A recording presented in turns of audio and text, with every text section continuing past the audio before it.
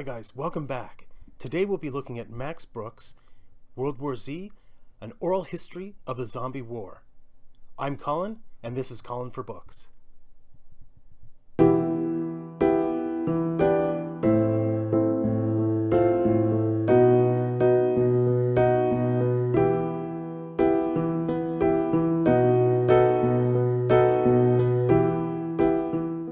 So just a quick review of a book that I've been wanting to review for quite some time. It's not worth spending too much time talking about. It's the World War Z book, An Oral History of the Zombie War.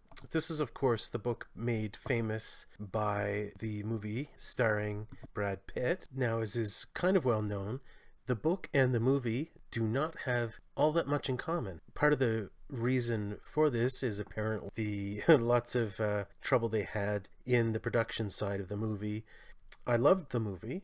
I'm a huge zombie fan. I loved the movie. It wasn't perfect, but it was really a lot of fun, very enjoyable. The book is nothing like it, and you know what? I love the book too. So two very different stories, but both of them quite enjoyable in my opinion. Now the movie, of course, is centers around this Brad Pitt character, and it follows him from place to place to try to figure out where this zombie virus came from and how thus best to deal with it. And it follows Brad Pitt, and he goes from Korea to Israel to Ireland and back to North America, in fact to my home in Nova Scotia. But the book is nothing like this, and its subtitle, An Oral History of the Zombie War.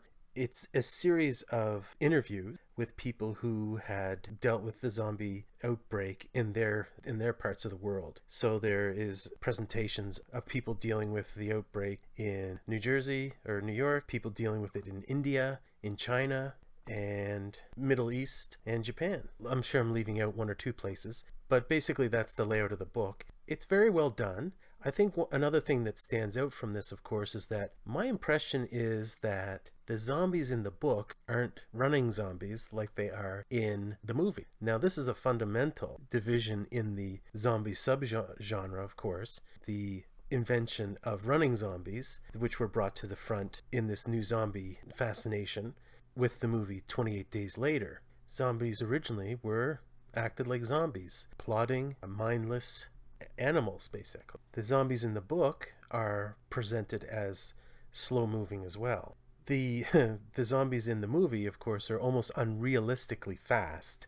That would probably be my only criticism of the movie, is that the zombies are just behave more like rushing water than they do human beings. So you can picture swarms of them moving over walls, climbing over each other. That has the effect, the visual effect anyway, of water rushing against and over a wall. Now, what made the zombies so frightening in the 28 Days Later and 28 Weeks Later movies, and the remake, of course, of Dawn of the Dead in 2002, was that these were fast. You know, the original Romero movies, the zombies, you could literally walk by them, or at least run by them.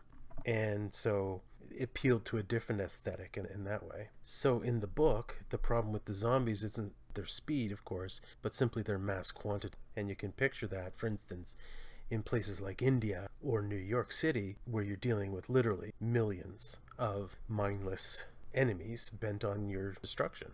But anyway, in the end, I recommend this book because it's a fun read, but also because I really thought the presentation of all the different scenarios in all the different geographical locations was really interesting. I really enjoyed how the author presents these different situations in these different locations and the values and interpretations and reactions of all the different people in the different setting. That to me was probably the best part of the book. So if you're looking for a light, fun read and you don't frighten easily, I recommend this book, and don't not read it because you saw the movie. Again, the two have very little in common. Take care, everyone.